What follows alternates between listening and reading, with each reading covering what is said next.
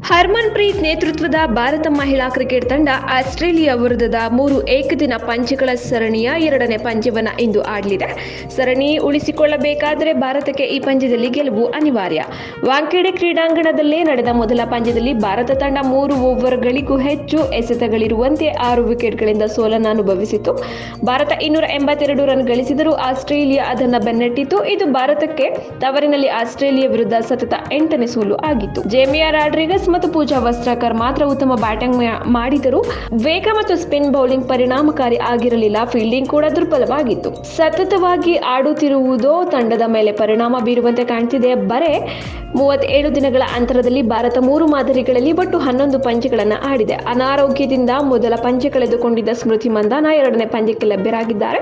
ಮೊದಲನೇ ಪಂದ್ಯದಲ್ಲಿ ರಾಡ್ರಿಗಸ್ ಸಹ ಇನ್ನಿಂಗ್ಸ್ ವೇಳೆ ದಣಿದಿದ್ದರು. ಇದೊಂದೆಡೆ ಆಲಿಸಾ ಹೀಲಿ ನಾಯಕತ್ವದ ಆಸ್ಟ್ರೇಲಿಯಾ ತಂಡ ಮೊದಲ ಪಂದ್ಯದ ಸುಲಭ ಗೆಲುವಿನೊಂದಿಗೆ ಉತ್ತಮ ಆತ್ಮವಿಶ್ವಾಸದಲ್ಲಿದೆ. ಇನ್ನು ಪಂದ್ಯವು ಮಧ್ಯಾಹ್ನ 1:30ಕ್ಕೆ ಆರಂಭವಾಗಲಿದೆ.